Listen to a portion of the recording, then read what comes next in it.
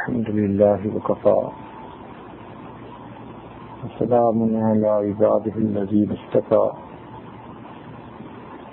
أما بعد أعوذ بالله من الشيطان الرجيم بسم الله الرحمن الرحيم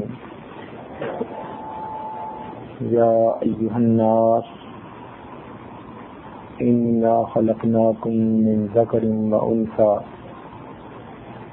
وجعلناكم شعوبا وقبائل لتعارفوا إن أكرمكم عند الله أتقاكم وقال الله تعالى في مقام آخر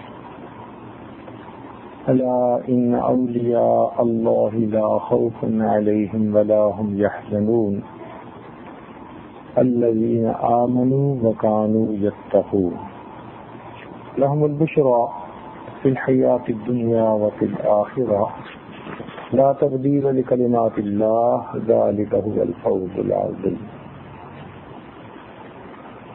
وقال الله تعالى في مقام آخر يا أيها الذين آمنوا اتقوا الله حق تقاته ولا تموتن إلا وأنتم مسلمون سبحان ربك رب العزة عما يصفون وسلام على المرسلين والحمد لله رب العالمين اللهم صل على سيدنا محمد وعلى آل سيدنا محمد وبارك وسلم اللهم صل على سيدنا محمد وعلى آل سيدنا محمد وبارك وسلم اللهم صل على سيدنا محمد وعلى آل سيدنا محمد وبارك وسلم آسمان کی زینت ستاروں سے ہے، زمین کی زینت پرہیزگاروں سے ہے۔ مقصد زندگی اللہ رب العزت کی بندگی۔ صحیح معنوں میں بندہ وہی ہوتا ہے جس میں بندگی ہو، ورنہ تو سراسر گندا ہوتا ہے، جھوٹ اور فریب کا پلندہ ہوتا ہے۔ یہ طے شدہ بات ہے کہ جو انسان اللہ رب العزت سے دل لگائے گا ایک نہ ایک دن اللہ سے ملا دیا جائے گا، اور جو انسان دنیا سے دل لگائے گا ایک نہ ایک دن دنیا سے جدا کر دیا جائے گا۔ تقویٰ کہتے ہیں پرہیزگاری کی زندگی گزارنا، احتیاط کی زندگی گزارنا۔ قرآن مجید کی تلاوت کریں، ہر چند صفحوں میں آپ کو تقویٰ کا لفظ نظر آئے گا۔ چنانچہ ارشاد فرمایا یا ایھا الناس، اے انسانو، انا خلقناکم من ذکر و انثی، ہم نے تمہیں ایک مرد اور عورت سے پیدا کیا۔ وجعلناکم شعوبا وقبائل لتعارفوا، ہم نے تمہارے قبیلے اور ذاتیں بنائی تاکہ آپس میں تعارف ہو سکے۔ ان اکرمکم عند اللہ اتقاکم، بے شک تم میں سے اللہ رب العزت کے نزدیک زیادہ عزت والا وہی ہے جو زیادہ متقی ہے۔ تو معلوم ہوا کہ اللہ رب العزت کے سامنے انسان کا رنگ کام نہیں آتا، فقط نسلی تعلق کام نہیں آتا، مال و دولت کام نہیں آتے، بلکہ انسان کا تقویٰ کام آتا ہے۔ یہ تقویٰ بنیاد ہے اعمال کی قبولیت کے لیے۔ قرآن مجید نے ارشاد فرمایا انما یتقبل اللہ من المتقین، بے شک اللہ تعالیٰ متقیوں ہی کے اعمال قبول فرماتے ہیں، اور اسی کے ذریعے انسان کو اللہ رب العزت کی خاص معرفت حاصل ہوتی ہے۔ ولایت کے دو درجے ہیں، ایک ولایت عامہ، جس بندے نے بھی کلمہ پڑھ لیا اس کو یہ پہلا درجہ حاصل ہو گیا۔ اللہ تعالیٰ ارشاد فرماتے ہیں اللہ ولی الذین آمنوا، اللہ تعالیٰ دوست ہیں ایمان والوں کے۔ تو ولایت کا پہلا درجہ اسے حاصل ہو گیا۔ ایک ولایت خاصہ، خاص بندوں میں دوستوں میں، مقبول بندوں میں بندہ شامل ہو جائے، اس کے لیے تقویٰ کی ضرورت ہوتی ہے۔ قرآن مجید میں ارشاد فرمایا الا ان اولیاء اللہ لا خوف علیہم ولا هم یحزنون، جان لو کہ جو اللہ کے ولی ہوتے ہیں نہ ان پر کوئی خوف ہوتا ہے نہ ان کے دل میں کوئی غم ہوتا ہے۔ دو لفظ استعمال کیے، خوف کہتے ہیں باہر کا ڈر، اور حزن کہتے ہیں اندر کا روب، اندر کا غم۔ تو یہ اولیاء اللہ وہ ہوتے ہیں نہ انہیں کوئی باہر کا ڈر نہ کوئی اندر کا غم، مگر پہچان کیا؟ قرآن مجید میں بتا دیا گیا الذین آمنوا وکانوا یتقون، یہ وہ لوگ ہیں کہ جو ایمان لائے اور انہوں نے تقویٰ کو اختیار کیا۔ تو تقویٰ بنیاد ہے، اس سے انسان کو اللہ رب العزت کی معرفت ملتی ہے، اللہ رب العزت کا قرب نصیب ہوتا ہے، اور یہی انسان کی کامیابی کا ایک ذریعہ ہے۔ اس لیے تقویٰ کو اپنی زندگی میں اپنانا یہ ہم سب کے لیے ضروری ہے۔ جیسے ایک انجینئر بلڈنگ ڈیزائن کرتا ہے تو وہ اس کو پھر ہائی لائٹ کرنے کے لیے سرچ لائٹیں لگاتا ہے اور ڈفرینٹ اینگل سے اس کے اوپر روشنی ڈالتا ہے۔ یوں معلوم ہوتا ہے کہ قرآن مجید میں مختلف جگہوں پر تقویٰ کے لفظ کو اللہ رب العزت نے مختلف زاویوں سے کھولا ہے تاکہ پتہ چل جائے کہ یہ تقویٰ کی اہمیت کیا ہے۔ انسان کی زندگی میں برکتیں اسی تقویٰ کی وجہ سے آتی ہیں۔ چنانچہ ارشاد باری تعالیٰ ہے وَلَوْ أَنَّ أَهْلَ الْقُرَىٰ آمَنُوا وَاتَّقَوْا، اگر یہ بستی دیسوں والے ایمان لاتے اور تقویٰ تو اختیار کرتے لَفَتَحْنَا عَلَيْهِمْ بَرَكَاتٍ مِّنَ السَّمَاءِ وَالْأَرْضِ، ہم آسمان اور زمین سے برکتوں کے دروازے ان پر کھول دیتے ہیں۔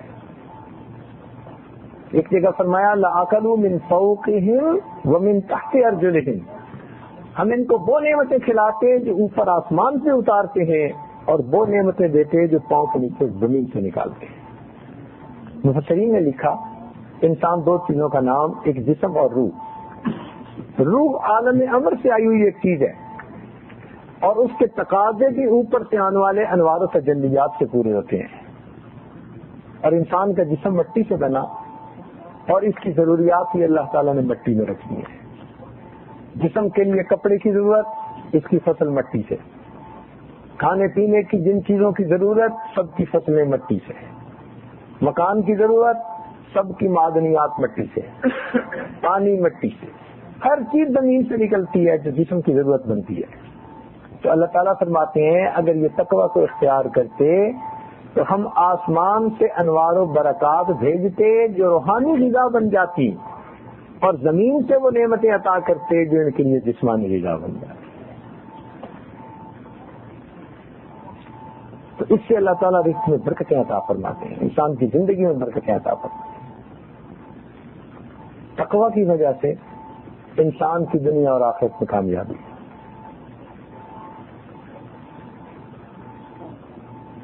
چنانچہ ارشاد فرمایا وقال موسیٰ لقومہ، اور موسیٰ علیہ السلام نے اپنی قوم سے یہ فرمایا استعینوا باللہ واصبروا، اللہ سے مدد مانگو، اپنے اندر صبر و ضبط پیدا کرو۔ ان الارض للہ، زمین اللہ کی ہے، یورثھا من یشاء من عبادہ والعاقبۃ للمتقین۔ دیکھا عاقبت کن کی؟ تقوی والوں کی۔ تو تقوی والوں کی دنیا بنتی ہے اور تقوی والوں کی آخرت بنتی ہے۔ اس لیے حکم دیا گیا کہ دعا مانگو ربنا هب لنا من ازواجنا وذرياتنا قرة اعین واجعلنا للمتقین اماما، اے اللہ ہماری بیویوں بچوں کو ایسا بنا دیجئے کہ ہماری آنکھوں کی ٹھنڈک بنے اور ہمیں متقین اماما، متقیوں کا امام، اتنا تقویٰ دیجئے کہ ہم متقیوں کے بھی امام بن جائیں۔ آبجیکٹو دیکھیے ہمارا کیا ہونا چاہیے، گول آف لائف ہمارا کیا ہونا چاہیے کہ ہم نے فقط متقی نہیں، متقیوں کا امام بننا ہے۔ اس کی دعائیں مانگی جا رہی ہیں۔ اتنا تقوی ہم نے اختیار کرنا ہے. دنیا میں بھی تقوی کام آتا ہے, آخرت میں بھی تقوی. چنانچہ قیامت کے دن متقی لوگ ہوں گے جن کو اللہ رب العزت پل صراط کے اوپر سے آسانی کے ساتھ نکال دیں گے. قرآن مجید میں ہے وَإِن مِّنكُمْ إِلَّا وَارِدُهَا, جو کوئی بھی تم میں سے ہے اس کو پل صراط کے اوپر سے گزرنا ہے. کان علی ربک حتما مقضیہ, یہ تیرے رب کے نزدیک حتمی فیصلہ شدہ بات ہے. ثم ننجی الذین اتقوا, پھر ہم کن کو نجات دیں گے جو متقی ہوں گے. ونذر الظالمین فیہا جثیا, اور جو ظالم گناہگار ہوں گے انہیں جہنم میں ان کو گرائیں گے. تو تم صراط سے کون بچے گا؟ جو متقی. جنت کے دروازے کن کے لیے کھلیں گے؟ جو متقی ہوں گے. وسیق الذین اتقوا ربهم الى الجنۃ زمرا, دیکھیے کتنا صاف کرسٹل کلیئر بات کی جا رہی ہے. وسیق الذین اتقوا ربهم, وہ لوگ جو اپنے رب سے ڈرنے والے ہوں گے, تقوی اختیار کرنے والے ہوں گے, ان کو اللہ تعالیٰ باجماعت گائیڈڈ ٹور جنت کی طرف لے جائیں گے. ان کے لیے جنت کے دروازوں کو کھولا جائے. اور پھر جنت کی نعمتیں جہاں بیان کی گئی سب متقی لوگوں کے لیے. ان للمتقین مفازا, ان المتقین فی جنات وعیون. سبحان اللہ, اتنی آیتیں. تو معلوم ہوتا ہے کہ اللہ رب العزت کی ان تمام نعمتوں کو حاصل کرنے والے وہ لوگ ہوں گے جو متقی ہوں گے. تو اس قدر اس کی اہمیت بتائی گئی. دنیا میں بھی اللہ رب العزت کی رحمتیں, چنانچہ متقی بندے کو اللہ تعالیٰ ایک نور عطا کر دیتا ہے جس سے اس کو حق اور باطل کی پہچان ہو جاتی ہے. اس کو قوت فارقہ کہتے ہیں, فرقان کہتے ہیں. یا ایھا الذین آمنوا ان تتقوا اللہ یجعل لکم فرقانا, یہ فرق بین الحق والباطل کر لیتی ہے. اس کو پتہ چلتا ہے کہ میرے لیے کون سی چیز فائدہ مند اور نقصان دہ. فتنہ کس میں ہے؟ اللہ تعالیٰ ان کو سوجھ بوجھ عطا کر دیتا ہے. اور یہ نعمت کس کو ملتی ہے؟ ان تتقوا اللہ. اور اس تقوی سے اللہ تعالیٰ انسان کی کوتاہیوں کو معاف فرما دیتے ہیں. ان تتقوا اللہ یکفر عنہ سیئاتہ ویعظم لہ اجرا. سبحان اللہ, قرآن مجید مہر لگا رہا ہے. گناہوں کو معاف کرتے ہیں اور اجر کو بہت زیادہ کر دیتے ہیں. چنانچہ متقی بندے کو 2 رکعت ادا کرنے پر وہ اجر ملتا ہے جو ایک عام فاسق کو 1000 رکعت ادا کرنے پر بھی نہیں مل سکتا. یہ تقوی ہے. اس سے اعمال کا ریٹ بڑھ جاتا ہے. آپ دیکھیے نا, 1 من سونا 1 من ہے, 1 من لوہا 1 من ہے, اور 1 من مٹی 1 من ہے. سب کا وزن 1 من. مٹی کا ریٹ اور ہے, لوہے کا ریٹ اور ہے, اور سونے کا ریٹ اور. تو نماز تو سب نے پڑھی, لیکن اگر تقوی ہوگا, اتباع سنت ہوگی, خدا خوفی ہوگی, اللہ تعالیٰ سونے کا ریٹ لگا دیں گے. اور اگر گناہوں بھری زندگی ہوگی تو مٹی کے بھاؤ خریدیں. اب یہ ہم پر منحصر ہے کہ ہم اپنے اعمال کس معیار کے کرتے ہیں. اس لیے ارشاد فرمایا خلق الموت والحیات لیبلوکم ایکم احسن عملا. موت و حیات کو پیدا کیا تاکہ آزمایا جائے کہ تم میں سے کون اچھے عمل کرتا ہے. یا اکثر عملا نہیں کہا تو مقدار میں زیادہ کون کرتا ہے. آج کل کی دنیا سائنٹیفک ورلڈ کوالٹی کنٹرول کے پیچھے بھاگتی ہے. شاید ہی کوئی ادارہ ہو جس میں کوالٹی کنٹرول ڈپارٹمنٹ نہ بنایا گیا ہو. اتنا کوالٹی کانشیس لوگ ہو گئے ہیں. ہم اگر ہر چیز کو لینے میں کوالٹی کو سامنے رکھتے ہیں, اللہ رب العزت بھی عملوں کو قبول کرتے ہوئے کوالٹی کو سامنے رکھتے ہیں. وہ بھی چاہتے ہیں کہ تمہارے عمل ایسے ہوں کہ خالصتاً لوجہ اللہ, تو متقی آدمی کی اللہ رب العزت دعاؤں کو قبول فرماتے ہیں. تو یہ تمام نعمتیں ملتی ہیں جب انسان تقوی کو اختیار کر لیتا ہے. دنیا کی بھی عزتیں اور آخرت کی بھی عزتیں. تقوی کہتے ہیں احتیاط بھری زندگی گزارنا. حضرت عمر رضی اللہ تعالیٰ نے ایک دفعہ ابی بن کعب رضی اللہ عنہ سے پوچھا کہ حضرت تقوی کسے کہتے ہیں؟ فرمایا کبھی کسی خاردار راستے میں سے گزرے ہو؟ حضرت ضرور گزرا ہوں. کہتے بس اپنے کپڑوں کو ذرا سمیٹ کے بچا کے کہ کپڑے کسی کانٹے میں الجھ نہ جائیں. فرمایا اسی کا نام تقوی ہے کہ تم ایسے محتاط زندگی گزارو تمہارا دامن کسی گناہ میں ملوث نہ ہو جائے. اس کو تقوی کہتے ہیں. ذنون مصری رحمۃ اللہ علیہ فرماتے تھے کہ تقوی یہ ہے کہ اگر انسان کے دل کی تمناؤں کو مجسم کر دیا جائے، سولیڈیفائی کر دیا جائے اور ایک تشتری میں ڈالیں اور وہ تشتری سرے بازار بھرائیں تو کوئی ایسی تمنا نہ ہو جس پر اس کو لوگوں کے سامنے ندامت ہو. یعنی ایسی گناہ کی تمنا بھی دل میں نہ ہو. یہ ہے تقوی کا اعلیٰ معیار. آج کل کی دنیا بڑی سمجھدار، ہر کام میں to be on the safe side. آپ دیکھیں گے اکثر لوگ پلاننگ کریں گے نا جب کسی کام کو، کسی ایونٹ کو، ہر کام میں to be on the safe side. ہاں شادی پہ 100 بندے ایکسپیکٹڈ ہیں، to be on the safe side میں نے 150 کا بندوبست کر لیا ہے. ایئرپورٹ پہ ہمیں 10 بجے پہنچنا ہے، to be on the safe side ہم 9:45 پہ پہنچ جائیں گے. 12 تاریخ کی مجھے بکنگ چاہیے تھی، سیٹ مل نہیں رہی تھی، to be on the safe side میں نے 13 کی بکنگ تو کروا ہی لی ہے.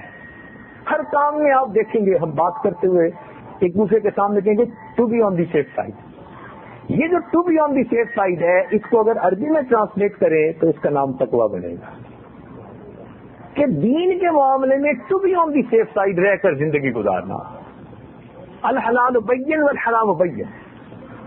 حلال بھی واضح ہے، حرام بھی واضح ہے. وبینہما مشتبہات، ان کے درمیان میں کچھ مشتبہ چیزیں ہوتی ہیں شک میں ڈالنے والی.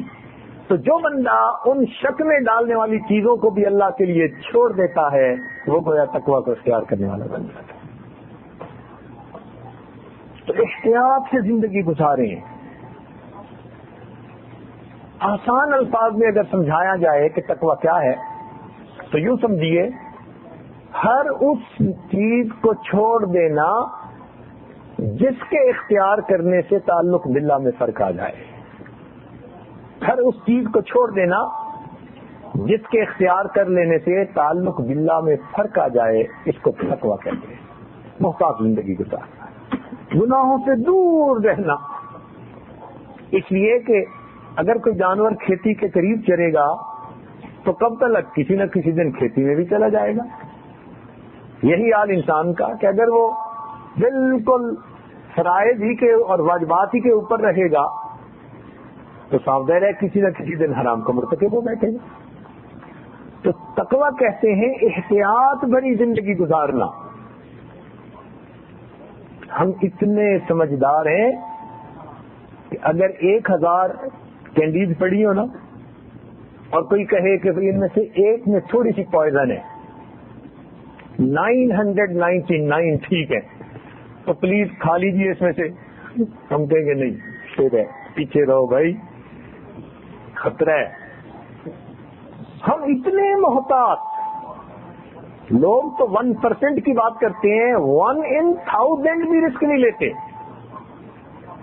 1 in 100,000 بھی رسک نہیں لیتے.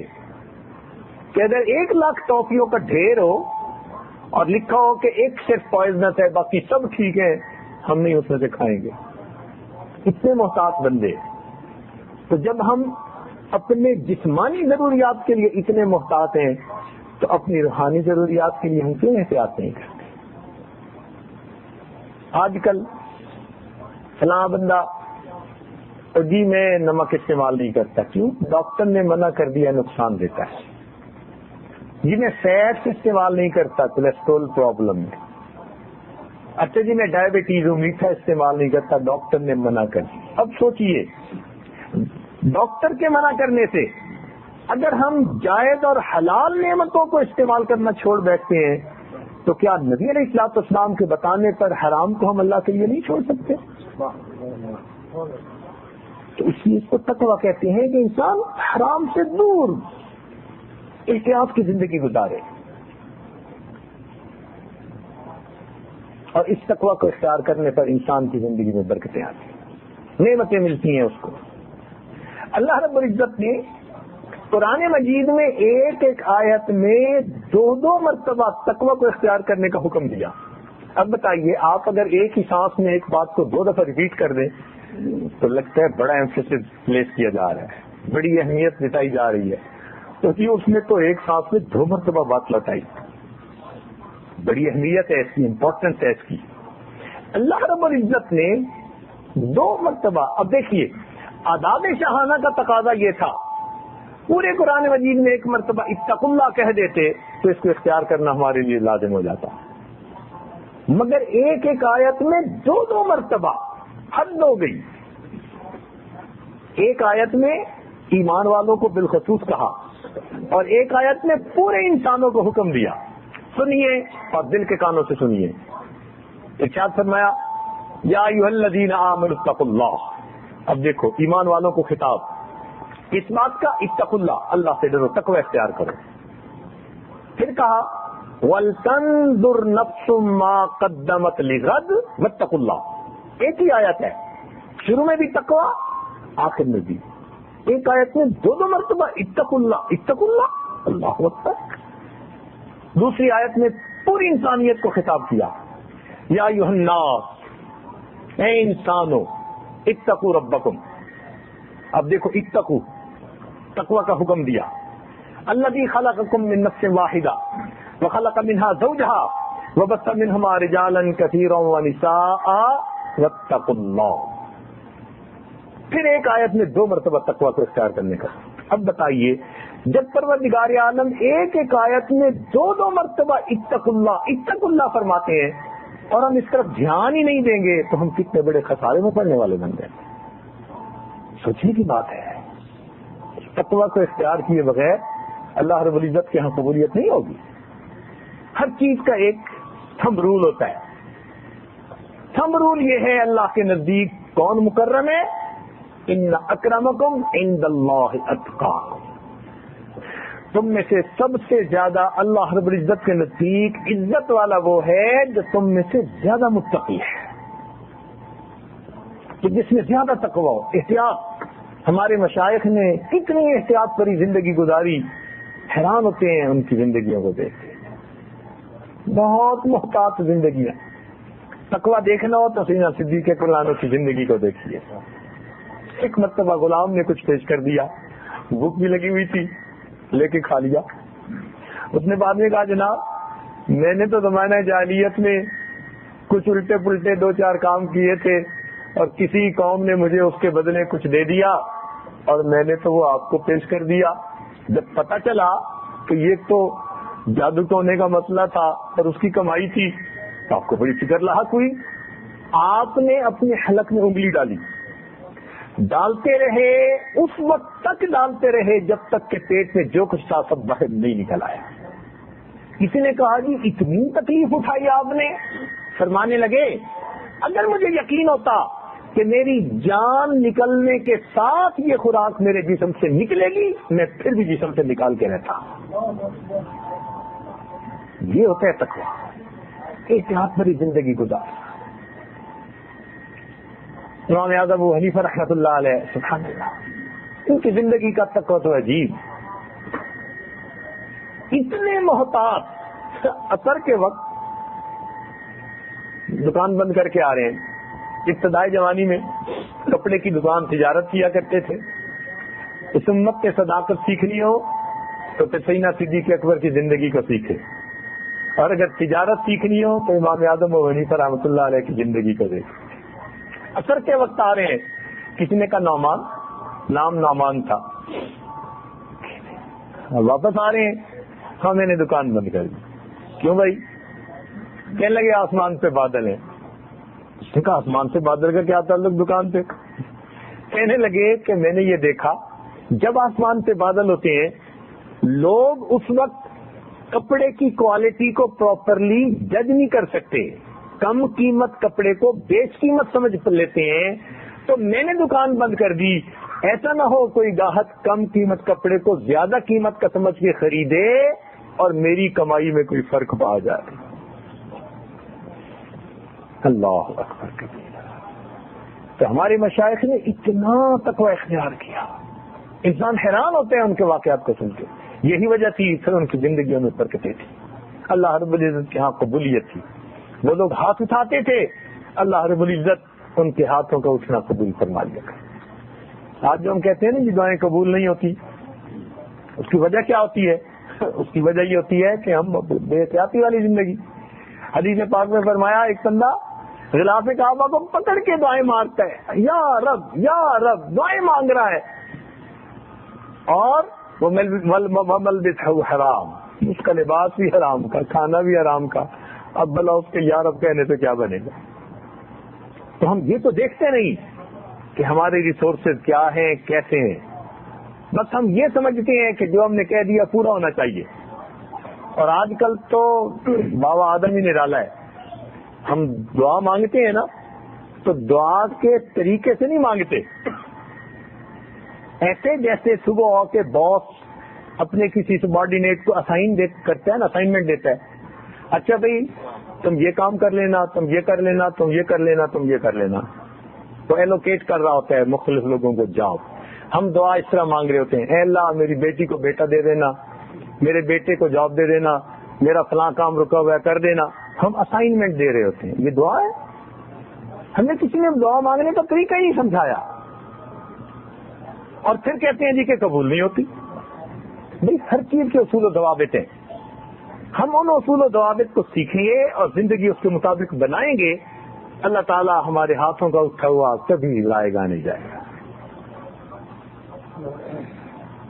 صلاح الدین ایوبی رحمۃ اللہ علیہ جنگوں میں مصروف تھے, اطلاع ملی کہ دشمن کا پہلی بیڑا آ رہا ہے, تو انہیں بڑی فکر لاحق ہوئی. ایک تو تعداد تھوڑی مسلمانوں کی, دشمن بہت زیادہ, اور اوپر سے اطلاع ملی کہ ان کی مدد کے لیے کمک کے لیے بحری بیڑا بھی آ رہا ہے, تو ان کو بڑی فکر لاحق ہوئی. بیت المقدس پہنچے, ساری رات عبادت میں مشغول رہے, رکوع اور سجود میں لگے رہے, صبح کی نماز ادا کی, اور نماز ادا کرنے کے بعد جب باہر نکلے تو ان کی نظر ایک بزرگ پر پڑی. ان کے چہرے کی نورانیت بتاتی تھی کہ یہ کوئی اللہ کا مقبول بندہ ہے. چنانچہ صلاح الدین یہ بھی قریب ہوئے اور کہا کہ حضرت دعا فرمائیے, مسلمانوں کے لیے دشمن کا بحری بیڑا آ رہا ہے. ان بزرگوں نے جو نگاہ اٹھا کر دیکھا تو صلاح الدین ایوبی کے چہرے پر نظر پڑی. وہ بھی کوئی فراست رکھنے والے بزرگ تھے, مادے سے پار دیکھنا جانتے تھے.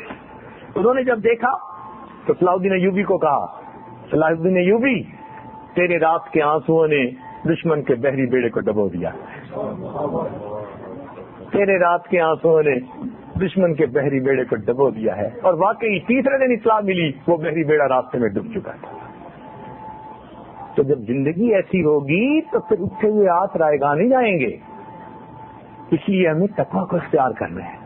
اللہ رب العزت کی قبولیت والی زندگی, اسی پر اعمال قبول ہوتے ہیں, اسی پر دنیا اور آخرت کی عزتیں نصیب ہوتی ہیں. دیکھیے یہ آج آپ کو ایک واقعہ سنا کر بات کو سمیٹے گا. قرآن مجید میں ایک قصہ ہے جس کو احسن القصص کہا, قصوں میں سے بہترین قصہ. اب اللہ تعالیٰ جب احسن القصص فرماتے ہیں کہ بہترین قصہ, اس کا مطلب ہے ہمارے لیے اس میں بڑا سبق ہے, بڑا لیسن ہے ہمارے لیے اس میں. یوسف علیہ السلام کا واقعہ ہوا کیا کہ انہوں نے خواب دیکھا, اپنے والد گرامی کو سنایا. ان کا بیٹے اپنے بھائیوں کے سامنے نہ کہنا, ایسا نہ ہو کہ وہ تیرے بارے میں کوئی ہیلا کریں, جیلسنس ہوتی ہے بھائیوں میں. خیر نتیجہ کیا ہوا کہ یوسف علیہ السلام کے بھائیوں نے آپس میں بیٹھ کر پلان بنایا. کہنے لگے ہمارے والد کی توجہ یوسف علیہ السلام کی طرف زیادہ ہے جبکہ ہم زیادہ ہیں، یہ تو ٹھیک نہیں، لہذا ایسا کرو کہ یوسف کو ٹھکانے لگاؤ. تو اس صورت میں دو جماعتوں کا تذکرہ. ایک جماعت سیدنا یوسف علیہ السلام کے بھائی جو کہتے تھے نحن عصبہ، ہم بڑا گروپ ہیں، اور دوسری جماعت سیدنا یوسف علیہ السلام. وہ ظاہر میں فرد واحد تھے لیکن کبھی کبھی دیکھنے میں فرد واحد جماعت پر بھاری ہوا کرتا ہے. اللہ تعالیٰ ارشاد فرماتے ہیں ان ابراہیم کان امہ، میرے ابراہیم امت تھے. ہم نہیں کہتے وہ آدمی اپنی ذات میں ایک انجمن ہے، اپنی ذات میں ایک ادارہ ہے. اللہ تعالیٰ بھی فرماتے ہیں میرے ابراہیم ایک امت. تو سیدنا یوسف علیہ السلام اگرچہ فرد واحد نظر آتے ہیں مگر وہ ایک جماعت ہیں. تو ایک طرف ان کے بھائیوں کی جماعت، ایک طرف سیدنا یوسف علیہ السلام کی جماعت. اس صورت میں ان دو جماعتوں کا تذکرہ. اصولی بات ایک عرض کرنی مقصود ہے، توجہ فرمائیں گے تو بہت فائدہ پائیں گے. ان دونوں جماعتوں پر امتحان آیا. جب بھائیوں پر امتحان آیا تو وہ کیا تھا کہ ان کو اپنے بھائی یوسف علیہ السلام سے حسد فیل ہوا. اب ان کے ذہن میں کیا بات آئی؟ کہنے لگے اقتلوا یوسف کو قتل کر دو، یا پھر اس کو کہیں ایسی جگہ ڈال کے آؤ کہ واپس آنے کی امید ہی نہ ہو. اور پھر کیا ہوگا؟ وَتَكُونُوا مِن بَعْدِهِ قَوْمًا صَالِحِينَ، یہ کام کر لو اس کے بعد پھر تم نیک بن جانا، توبہ کر لینا، ٹھیک ہو جانا. اب دیکھیے یہاں نقطے کی بات، شیطان ذہن میں یہ ڈالتا ہے بندے کے کہ تم میاں گناہ کر لو بعد میں نیک بن جانا. تو ایک جماعت یہ ہے کہ گناہ کا خیال آیا تو فیصلہ کیا کہ کر گزرتے ہیں بعد میں نیک بن جائیں گے. وَتَكُونُوا مِن بَعْدِهِ قَوْمًا صَالِحِينَ، چنانچہ نیک بننے کی امید پر انہوں نے وہ گناہ کر لیا. سیدنا یوسف علیہ السلام کو کنویں میں ڈال کے آ گئے. وَجَاءُوا أَبَاهُمْ عِشَاءً يَبْكُونَ، روتے دھوتے آ گئے. ابا جان ہمارے بھائی کو تو بھیڑیے نے کھا لیا.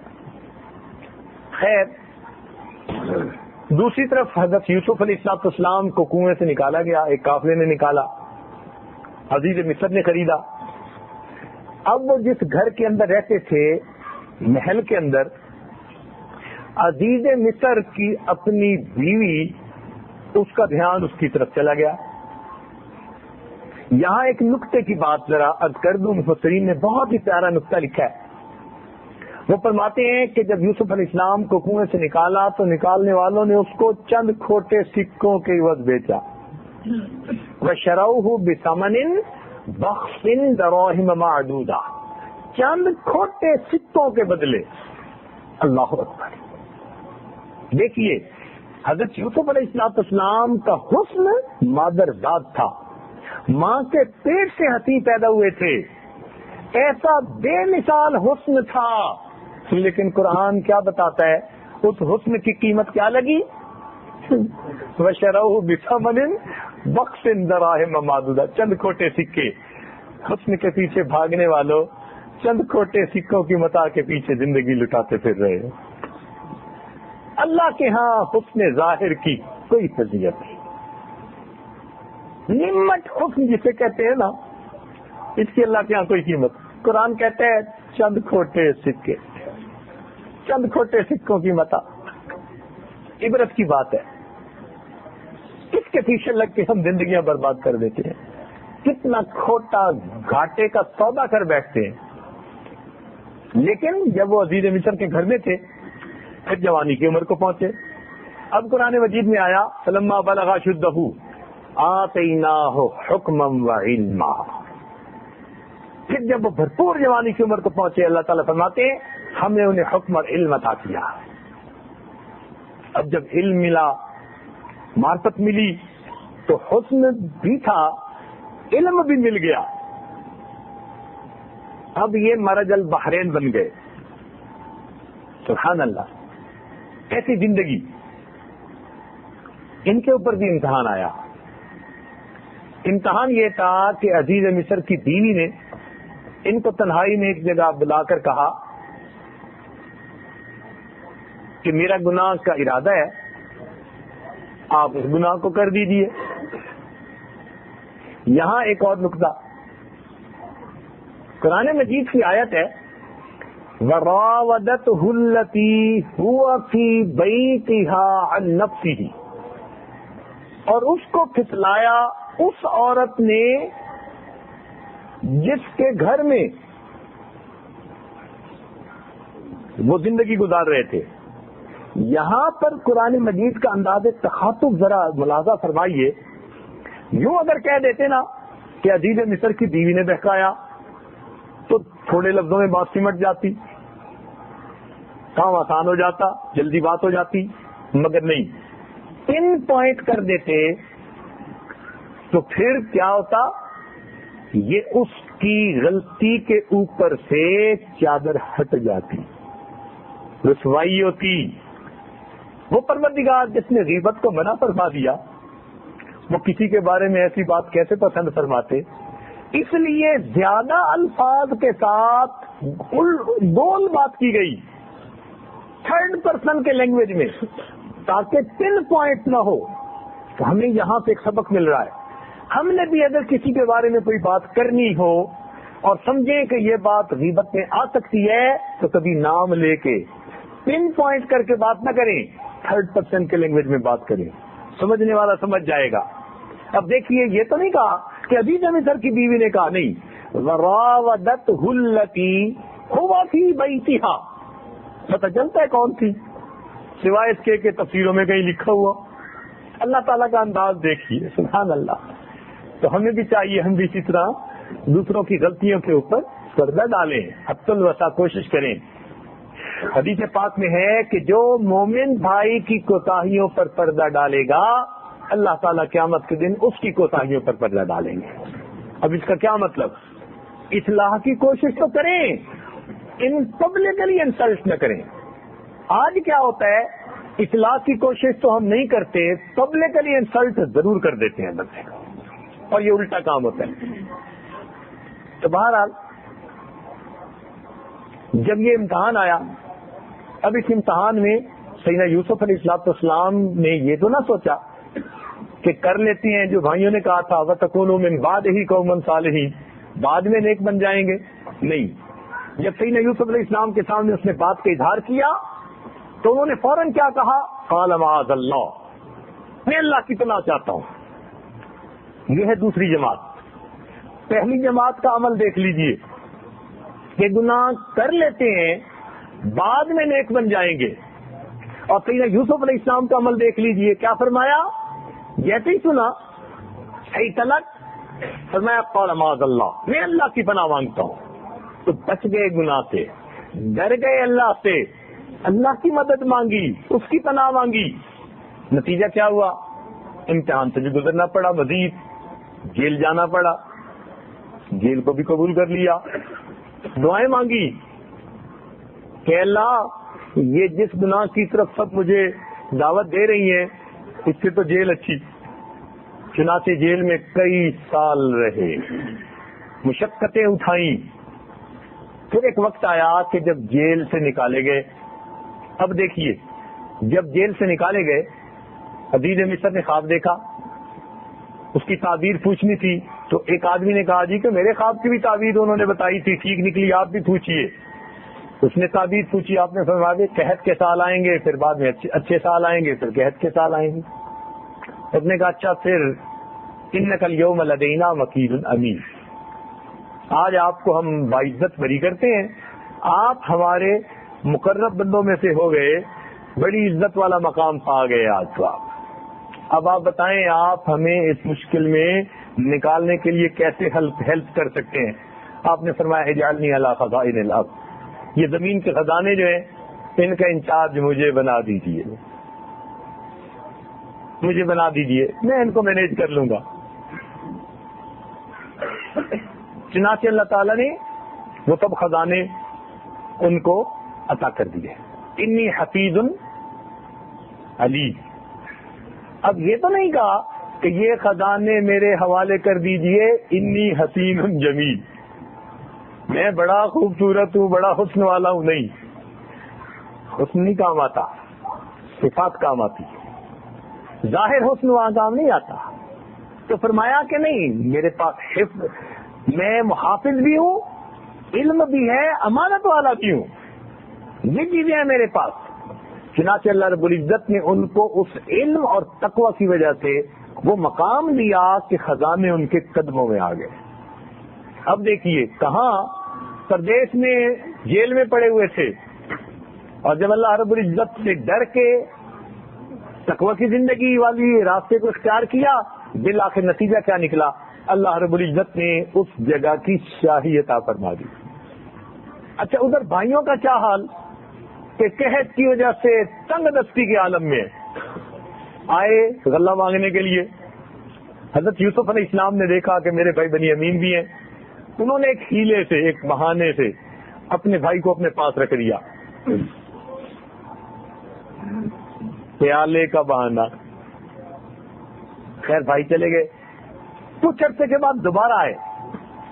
اب جب دوبارہ آئے تو قرآن مجید نے اس کو بڑا کھول کے بیان کیا. ذرا توجہ سے سننے والی بات ہے. یہ بھی نبی زادے جو تخت پر بیٹھے ہیں، سیدنا یوسف علیہ السلام، نبی علیہ السلام کے بیٹے، وہ بھی نبی زادے، وہ بھی نبی علیہ السلام کے بیٹے ہیں. دونوں کا انجام دیکھیے، ایک تخت پر ہیں اور دوسرے سائل بن کر، بھکاری بن کر دامن پھیلائے سامنے کھڑے ہیں، اور کیا کہتے ہیں؟ یا ایھا العزیز، اے عزیز مصر، مسنا واہلنا الضر، ہمیں اور ہمارے اہل خانہ کو تنگ دستی نے بے حال کر دیا. وجئنا ببضاعۃ مزجاۃ، اور ہم قیمت بھی وہ لائے جو پوری نہیں ہے. غلہ پورا چاہتے ہیں، قیمت نہیں دے سکتے، پے کرنے کی کیپیسٹی نہیں ہے. وتصدق علینا، ہمارے اوپر صدقہ خیرات کر دیجئے. ان اللہ یجزی المتصدقین، اللہ تعالیٰ صدقہ دینے والوں کو جزا دیتے ہیں. جب سیدنا یوسف علیہ السلام نے دیکھا کہ معاملہ ایجا رسی، بھیک مانگ رہے ہیں میرے سامنے کھڑے میرے بھائی، اس وقت ان سے پوچھا ما فعلتم بیوسف، تم نے یوسف کے ساتھ کیا کیا تھا؟ اب تو آنکھیں کھل گئیں، کہنے لگے انک لانت یوسف، آپ یوسف ہیں؟ فرمایا انا یوسف وہذا اخی، میں یوسف ہوں، یہ میرا بھائی بنی امین ہے. انا یوسف وہذا اخی قد من اللہ علینا، تحقیق اللہ نے ہم پر احسان کیا. انہ من یتق ویصبر، بے شک جو آدمی تقوی اختیار کرتا ہے، اپنی زندگی میں نظم و ضبط پیدا کر لیتا ہے، فإن اللہ لا یضیع اجر المحسنین، اللہ ایسے نیکوکاروں کے اجر کو ضائع نہیں کیا کرتے. ہر دور اور ہر زمانے میں جو آدمی یوسف علیہ السلام کے بھائیوں کے راستے کو اپنائے گا کہ گناہ کرتا ہوں تو تکونوا من بعدہ قوما صالحین، بعد میں نیک بن جاؤں گا، اللہ تعالیٰ اس کا حشر یوسف علیہ السلام کے بھائیوں کے ساتھ کریں گے.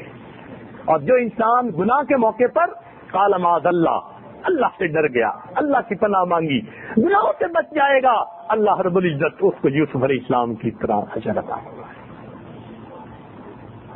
ہمارے لیے اس صورت کے اندر بڑا سبق ہے.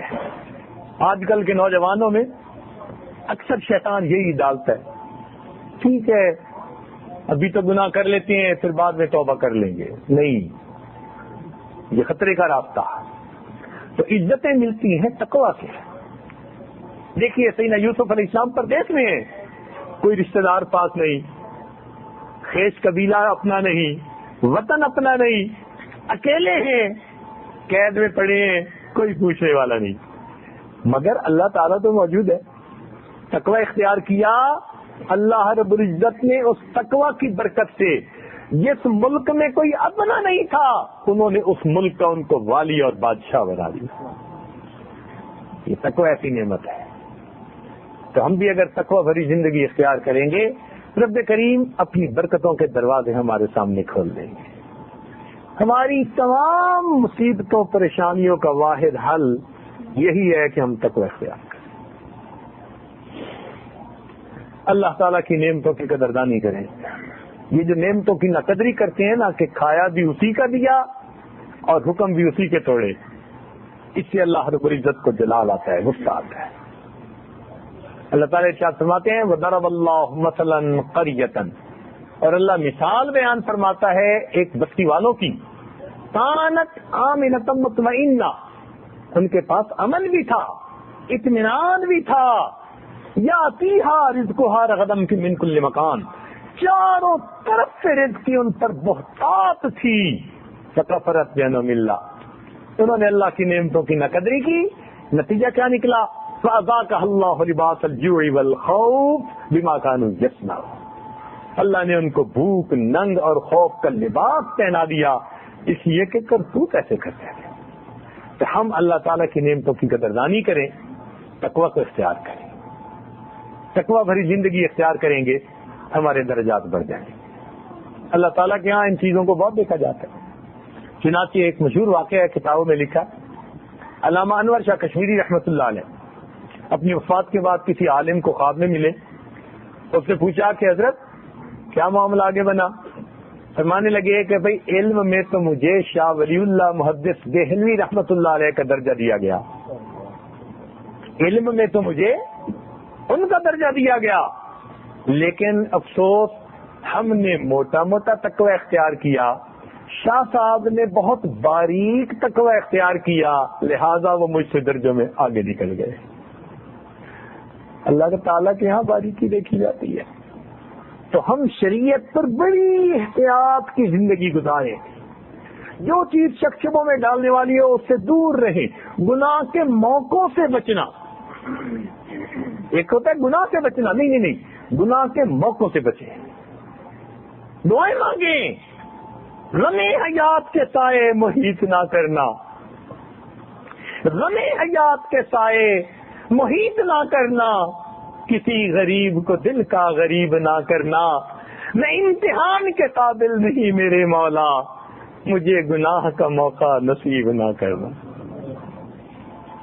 جو اللہ کے سامنے ہم دامن پھیلائیں، اے اللہ ہم امتحان کے قابل نہیں ہیں، ہمیں گناہ کے موقعوں سے ہی بچا لیجیے، بس اس کو تقوی کہتے ہیں۔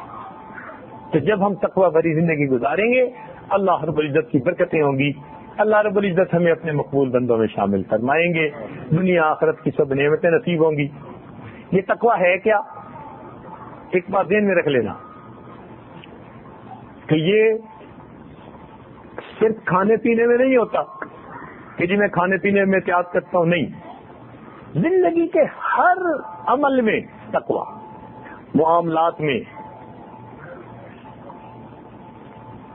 ایک دوسرے کے ساتھ جو معاملات کرتے ہیں ان میں تقوی، عبادات میں تقوی، ہر چیز میں تقوی۔ چنانچہ قرآن مجید کی ایک آیت میں تقوی کی ڈیفینیشن بڑی کھول کے بیان کر دی گئی، سنیے اور ذرا دل کے کانوں سے سنیے۔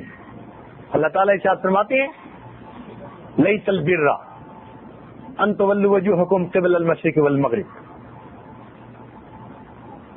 ولكن البر من آمن بالله واليوم الآخر والملائكة والنبيين وآتى المال على حبه ذوي القربى واليتامى والمساكين وابن السبيل والسائلين وفي الرقاب وأقاموا الصلاة وآتوا الزكاة والموفون بعهدهم إذا عاهدوا الصابرين في البأساء والضراء وحين البأس اولئک الذین صدقوا واولئک هم المتقون۔ دیکھا، ان تمام اعمال پر جو عمل کرنے والے لوگ ہیں، اولئک الذین صدقوا، یہ ہیں سچے بندے، واولئک هم المتقون، یہ ہیں متقی بندے۔ تو قرآن مجید کی اگر اس آیت پر ہمیں عمل نصیب ہو جائے تو شاید زندگی کا ہمیں مقصد حاصل ہو جائے۔ رب کریم ہمیں نیکوکاری کی زندگی گزارنا آسان فرما دے۔ ہمارے لیے نیک بننا مشکل ہے، پروردگار کے لیے ہمیں نیک بنا دینا آسان ہے۔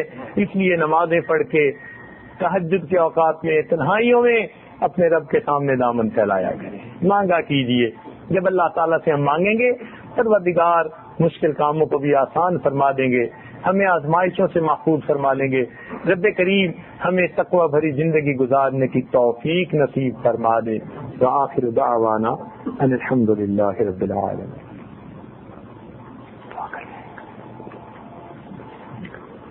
سبحان ربی العظیم. اللهم صل علی سیدنا محمد. ربنا ظلمنا انفسنا وان لم تغفر لنا وترحمنا لنكونن من الخاسرين.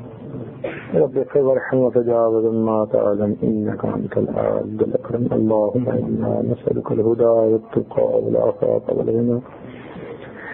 اللهم انا نسالك العفو والعافیہ فی الدنیا والآخرہ. اے مالک ہم آپ کے عاجز مسکین بندے ہیں، ہمارے گناہوں کو معاف فرما، ہماری خطاؤں سے درگزر فرما، ہمارے عیبوں کی پردہ پوشی فرما.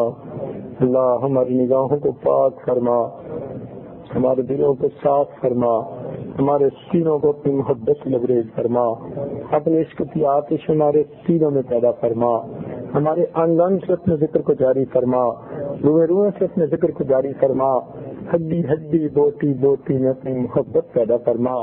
اے اللہ ہمارے علم میں برکت پیدا فرما، عمل میں برکت پیدا فرما، رزق میں برکت پیدا فرما، صحت میں برکت پیدا فرما، ہمارے کاموں میں برکت پیدا فرما، قدم قدم اپنی برکت شامل حال فرما.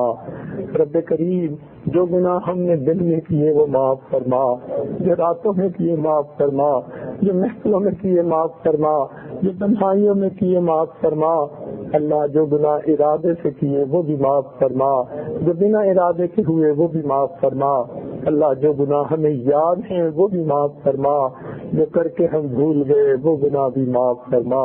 میرے مالک ہمیں برے دن سے محفوظ فرما، بری رات سے محفوظ فرما، برے کاموں سے محفوظ فرما. اللہ ہمیں برے انجام سے محفوظ فرما، ہدایت ملنے کے بعد گمراہی سے محفوظ فرما، سیدھا رستہ ملنے کے بعد بھٹکنے سے محفوظ فرما.